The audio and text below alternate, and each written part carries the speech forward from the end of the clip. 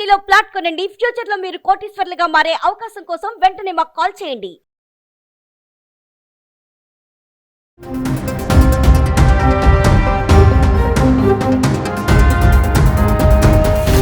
నమస్తే, welcome back to Suman TV. Present మనతో పాటు ఉన్నారు మేనేజ్మెంట్ కన్సల్టెంట్ సంపత్ సముద్రాల గారు. నమస్తే సార్. నమస్తే అండి. సార్, యుఎస్లో ఒక స్టూడెంట్ వింత పరిస్థితి అంటే నేను ఒక న్యూస్ చూశాను. తను ఏంటంటే చికాగో నుంచి జర్మనీ వెళ్తున్నాడు. మన ఇండియన్ స్టూడెంటే, మాస్టర్స్ చేస్తున్నాడు అక్కడ. సో సడన్గా ఫ్లైట్లో ఒక సంఘటన అంటే వింతగా ప్రవర్తించడము, తర్వాత అరెస్ట్ చేశారు, మధ్యలో ఆపేసి ఫ్లైట్ని. తర్వాత అరెస్ట్ చేసినప్పుడు తెలిసింది ఏంటంటే అతని వీసా ఎక్స్పైర్ అయిపోయింది అనేసి. ఒక్కసారి మరి డీటెయిల్గా వెళ్తే అతనికి మతిస్థిమితం ఉంది అని కూడా చెప్తున్నారు. మరి మతిస్థిమితం అనుకోవాలా, మరి దీన్ని ఏమనుకోవాలి అసలు? ఇప్పుడు ఈ పరిస్థితులు ఒక్క యుఎస్లోనే కాదు, ప్రపంచం అంతాను, భారతదేశంలో కూడాను, మన వీధుల్లో కూడాను జరిగే పరిస్థితే. ముఖ్యంగా మనం పిల్లల్ని ఎప్పుడైతే బయట పంపిస్తున్నామో, స్టేట్స్ అంటున్నామో, యూరోపియన్ కంట్రీస్ అంటున్నామో, మీరు ఇప్పుడు జర్మనీ అంటున్నారు. కొన్ని లాంగ్వేజ్ తెలిసిన కంట్రీలు, లాంగ్వేజ్ తెలియని కంట్రీలు, కల్చర్ తెలిసిన కంట్రీలు, కల్చర్ తెలియని కంట్రీల్లోకి వెళుతున్నారు. వెళ్ళినప్పుడు ఒక్క నాలెడ్జ్ పరంగానే కాదు, వాళ్ళకి ఫైనాన్షియల్ స్టెబిలిటీ కూడా ఉండాలి. ఫైనాన్షియల్ స్టెబిలిటీ ఉన్నప్పుడు ఇలాంటి ఆలోచనలు రావు. ఫైనాన్షియల్ స్టెబిలిటీ లేకపోవడానికి కారణం ఏమిటి అని అంటే, మీకు ఇంతకుముందు ఓసారి మాట్లాడినప్పుడు కూడా చెప్పాను నేను, పేరెంట్స్ ఇక్కడి నుంచి అక్కడికి ఎందుకు పంపిస్తున్నారు? To make money. అక్కడేమవుతున్నాయి, స్టూడెంట్గా వెళ్తున్నారు, ఉద్యోగాలు దొరకట్లేదు. ఉద్యోగాలు దొరకపోయేసరికి they are not able to make money. అందుకని ఏం చేస్తున్నారు, చిన్న చితక ఉద్యోగాల్లో ఏదో డబ్బులు సంపాదిస్తే అవి వాళ్ళకి తినడానికే సరిపోవట్లేదు. ఎప్పుడైతే వాళ్ళకి అలాంటి ఫైనాన్షియల్ స్టెబిలిటీ ఉండట్లేదో, ఇంటి వైపు నుంచి ప్రెషర్ కూడా ఉంటుంది. లోన్లు, అప్పులు తీర్చాలి, చెయ్యాలి అనో, లేదా పెళ్లిళ్ళు చేసుకోవాలనో, అక్కడ ఏదో ఒకటి చెయ్యాలనో, లేదా వాడు పెళ్లి చేసుకుందాం అన్నా కూడా నీదేం సెటిల్మెంట్, సంబంధాలు వస్తున్నాయి, ఏం చెప్పాలి అన్న క్వశ్చన్. సో ఫైనాన్షియల్గా, సోషల్గా, ఫ్యామిలీ పరంగా, all angles they are being put under tremendous pressure. With that kind of a pressure, the kids are not able to decide what to do. కొంచెం ధైర్యం ఉన్నవాడు, కొంచెం తెలివి ఉన్నవాడు, కొంచెం మొండి ఉన్నవాడు, తెలివి ఉన్నా చదువు లేకపోయినా కొంచెం గుండె ధైర్యం ఉండి మొండి ఉన్నవాళ్ళు ఏదో చేసుకుని సాగదీస్తారేమో. కానీ కొంత ధైర్యం లేని వాళ్ళు, లేదా వాట్ బ్యాక్ హోమ్ అన్న క్వశ్చన్ మార్క్తో ఉన్న వాళ్ళకి, మీరన్నారు మతిస్థిమితం లేకపోవడం, ఖచ్చితంగా మతిస్థిమితం లేకపోవడం అని అన్నాను, కానీ సైకలాజికల్గా ఇబ్బందులు ఉండే అవకాశాలు ఉన్నాయి. Depression, you are right. ఈ డిప్రెషన్లోకి వెళ్ళడం, డిప్రెషన్లో వెళ్ళినప్పుడు ఇలాంటి చేయకూడని పనులన్నీ చేయడం, అవునా? So this is one way. సరే, వాడు చదువుకున్నాడు, వాడు ఫ్లైట్ ఎక్కాడు, అవునా, అందుకే అంటున్నాను నేను, మతిస్థిమితం లేదు అని అంటే ఒప్పుకోను నేను. Could be a depression, it could be frustration. You understand my point? మీరేమన్నారు, చదువుకున్న కుర్రాడు, మాస్టర్స్ చేస్తున్నవాడు, ఫ్లైట్లో యంగ్ ఫెలో ప్యాసింజర్స్ని వాళ్ళు సరదాగా ఉండడం చూసుంటాడు. You understand my point? వాళ్ళు హ్యాపీగా ఉండడం చూసుంటాడు. నేను ఉండలేకపోతున్నానే అన్న ఫ్రస్ట్రేషన్లోకి వచ్చి ఉంటాడు. వాళ్ళు చిన్నపిల్లలు కాబట్టి వాళ్ళ పేరెంట్స్ డబ్బులు ఇస్తున్నారు, ఆ కుర్రాళ్ళు హ్యాపీగా ఉండుండొచ్చు. They must be having fun in the flight, and this guy might have not, he might be struggling to cope up with that kind of a thing. Andukani I want to see వీడు ఎలా హ్యాపీగా ఉండగలడు, నేను ఎందుకు ఉండలేకపోతున్నాను, అవునా?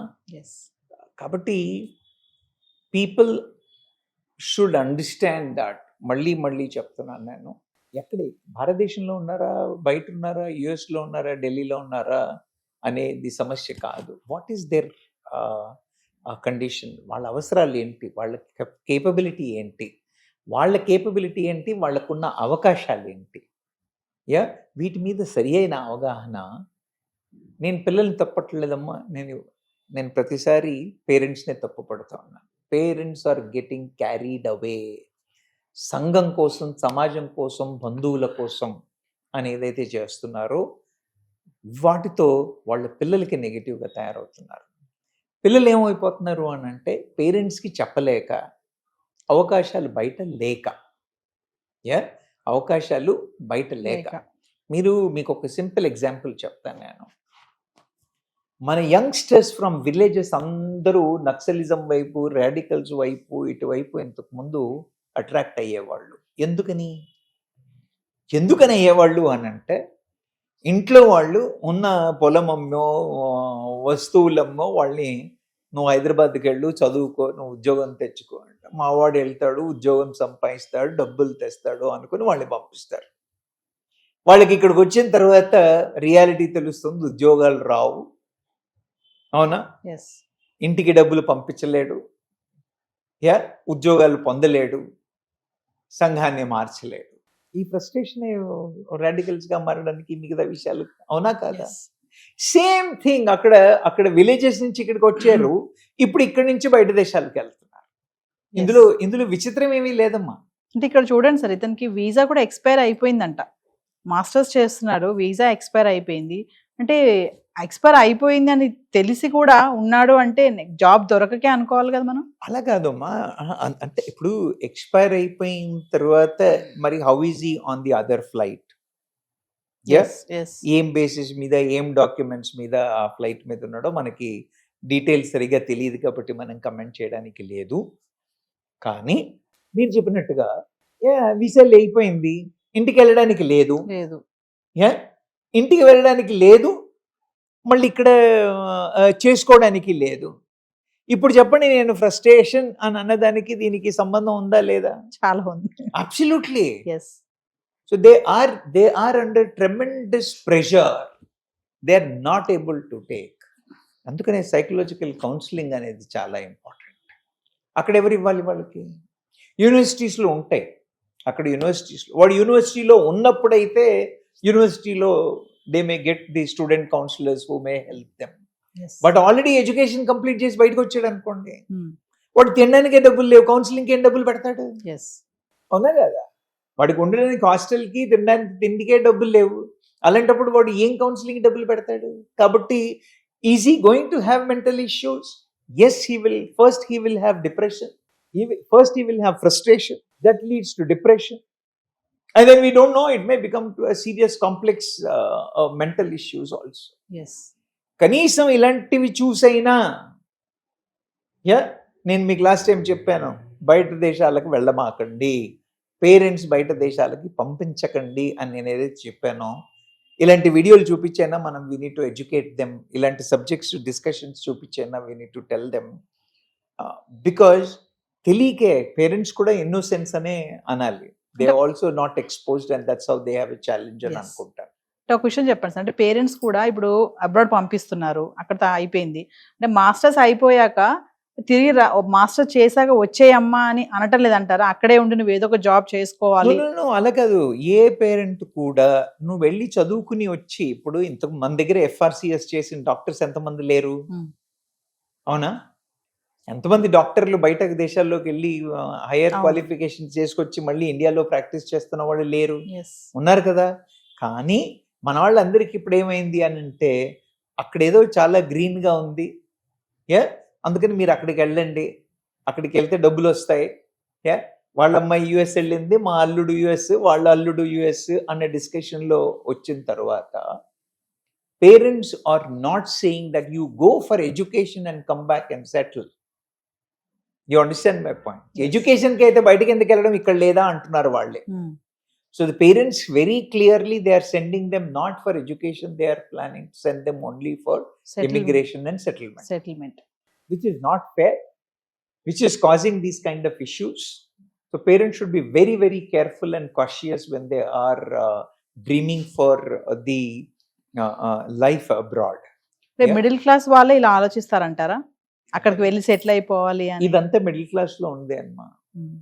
ఎందుకంటే the lower class can't dream of it. వాటి education, రెండు డబ్బులు they can't afford. High class, they don't worry about it, they can just go throw money, have a holiday, come back and kind of a thing, because they are affluent. Middle class ke ee alochna endukanante we want to go to the next level, and they think that they can go to the next level only by going abroad. Yes What are the challenges by going abroad? Why should our people go there? అంటే ఒప్పుకుంటారేమో, ఇలా నాతో పాటు కూర్చొని మాట్లాడినప్పుడు డిస్కషన్లో మీరు చెప్పింది కరెక్టే అంటారేమో, కానీ మళ్ళీ ఇంటికి వెళ్ళిన తర్వాత మా అన్నయ్య కొడుకు వెళ్ళాడు, మా అక్కయ్య తమ్ముడు వెళ్ళాడు, ఇలా స్టోరీస్ చెప్పుకుని మళ్ళీ they are coming back in to that. They need to come out of it. Yes అందుకనే అంటున్నాను నేను, parents counselling is also very very important. Bringing awareness levels in the parents is also very very important. So ఏదేమైనా ఈ అబ్బాయి విషయంలో మాత్రం frustration, depression అంటారు. నేనైతే పేరెంట్సే అంటానమ్మా. నా కేసు తెలియదు కానీ, ఎస్ నాకు బ్యాక్గ్రౌండ్ తెలియదు కానీ, నేను పేరెంట్స్ అని కూడా అనను. నేను సంఘానిదే, సమాజాన్ని తప్పు అంటున్నాను. భారత సమాజాన్ని, నేను యుఎస్ సమాజం కూడా అనట్లేదు, నేను భారత సమాజాన్ని తప్పు. మీరు పిల్లల్ని ఉసిగొల్లిపి దేశాల మీద పంపుతున్నారు, వాళ్ళకి సరి అయిన అవగాహన లేక వాళ్ళు స్ట్రగుల్ అవుతున్నారు. మీరు ఇక్కడ ఉండి వాళ్ళు ఏం చేస్తున్నారో చూడలేరు. You understand my Yes. Point? Yeah, ఇవన్నీ అవాయిడ్ చెయ్యాలి అని అంటే సంఘం మారాలి, సమాజం దృష్టి మారాలి. Yes. మారితే గానీ మనం బాగుపడం. Thank you sir. Thank you.